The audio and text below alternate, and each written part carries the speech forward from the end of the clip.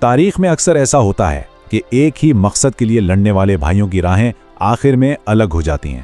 آج ہم ایسی ہی ایک کہانی کی بات کریں گے، کائی قبیلے کے دو عظیم رہنماؤں گندوغدو بے اور ارطغرل بے کی۔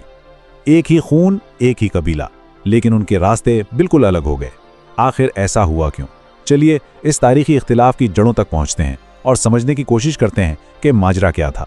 تو سوال یہ ہے کہ کیا یہ کوئی سیاست تھی، اقتدار کی جنگ، یا پھر ان کی سوچ میں اتنا بڑا فرق تھا کہ وہ ساتھ چل ہی نہیں سکتے تھے، یا یہ سب محض قسمت کا ایک کھیل تھا جس نے پوری تاریخ کا رخ ہی بدل دیا؟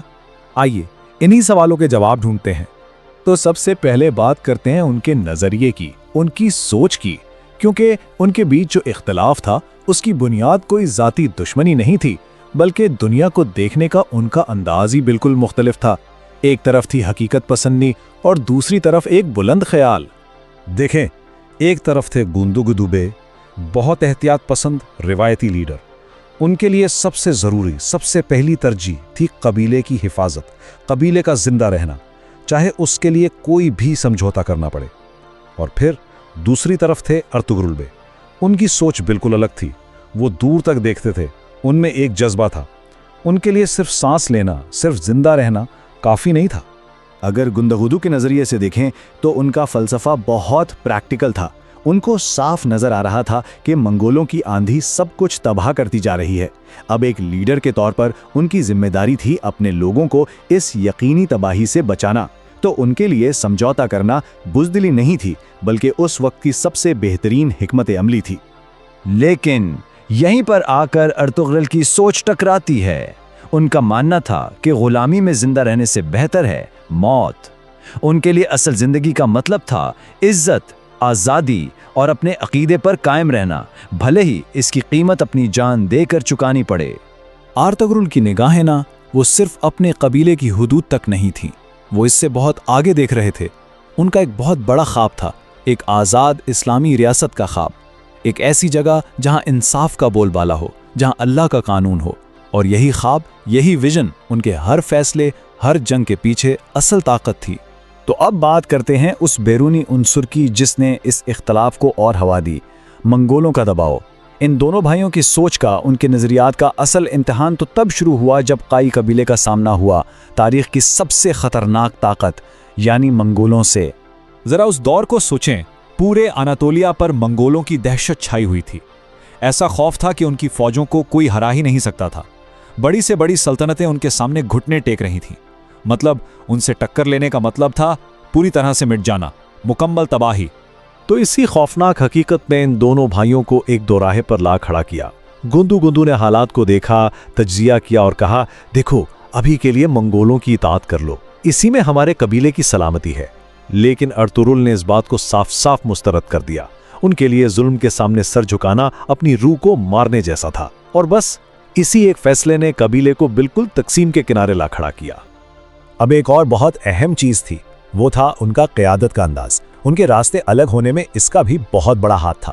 دونوں ہی پیدائشی رہنما تھے، اس میں کوئی شک نہیں، لیکن ان کے کام کرنے کا طریقہ زمین آسمان کا فرق تھا۔ گندوغدو بے وہ قبیلے کی پرانی روایات سے بندھے ہوئے تھے، ہر قدم بہت سوچ سمجھ کر احتیاط سے اٹھاتے، لیکن ارطغرل ان کی قیادت میں ایک نیا پن تھا، ایک تحرک تھا۔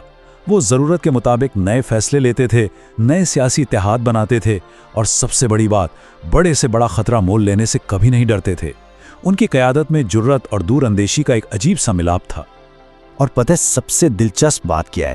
ارطغرل کی قیادت کی یہی خوبیاں، مطلب ہمت دکھانا، آگے کا سوچنا، نئے دوست بنانا، یہی سب ان کے بیٹے عثمان اول میں بھی آئیں۔ اور عثمان اول کون تھے؟ وہی جنہوں نے آگے چل کر اس عظیم الشان سلطنت عثمانیہ کی بنیاد رکھی۔ تو جب سوچ اتنی الگ ہو، قیادت کا انداز اتنا مختلف ہو، تو آخر میں وہی ہوا جس کا ڈر تھا۔ وہ لمحہ آ ہی گیا، قائی قبیلہ ہمیشہ کے لیے دو ٹکڑوں میں بٹ گیا۔ اب ظاہر ہے قبیلے کے لوگ بھی دو حصوں میں بٹ گئے۔ ایک گروہ، شاید بڑا گروہ، جو امن چاہتا تھا، سکون چاہتا تھا، وہ گندوغدو بے کے ساتھ ہی رہا۔ لیکن ایک چھوٹا سا گروہ تھا جن کے دلوں میں آگ تھی، جو آزادی کے لیے اور ایک بڑے مقصد کے لیے سب کچھ قربان کرنے کو تیار تھے۔ وہ ارطغرل کے ساتھ ہو لیے۔ اور اس تقسیم کے بعد دو الگ الگ راستے بن گئے۔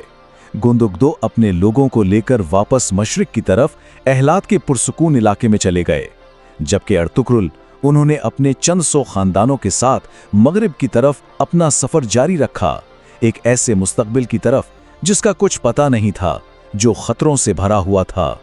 तो अब हम आते हैं अपने आखिरी हिस्से पर, एक नई तारीख का आगाज। क्योंकि ये जो जुदाई थी, ये असल में काई कबीले का खात्मा नहीं था, बल्कि ये एक नई और बहुत ही अजीम दास्तान का पहला बाब था। एक बात यहां समझना बहुत जरूरी है, ये भाइयों की आपस की दुश्मनी नहीं थी, हरगिज नहीं। ये दो ऐसे रहनुमाओं के दरमियान इख्तिलाफ था जो दोनों ही अपने कबीले से बेपनाह मोहब्बत करते थे। बस उनका तरीका अलग था। दोनों अपने लोगों को बचाना चाहते थे, लेकिन उनके रास्ते अलग थे।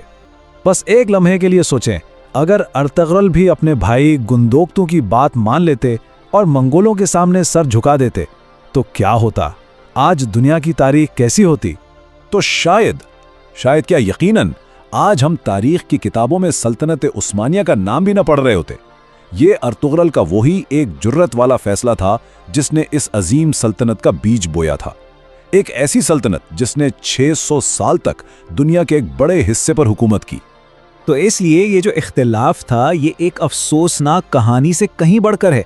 ये एक नई तारीख का नुक्ता आगाज था, और ये इस बात का सबूत है कि कभी कभी जिंदगी के सबसे मुश्किल फैसले ही सबसे शानदार मुस्तकबिल की बुनियाद बनते हैं। तो आखिर में ये सवाल हमेशा बाकी रहेगा कि सही कौन था, गोंडोक्तोबे जिन्होंने एक अमली फैसला करके अपने लोगों को वक्ती तबाही से बचाया, या अर्तुगरुल जिन्होंने एक नामुमकिन लगने वाले ख्वाब के लिए अपना सब कुछ दांव पर लगा दिया? इसका जवाब शायद हमेशा तारीख के पन्नों में बहस के लिए खुला रहेगा।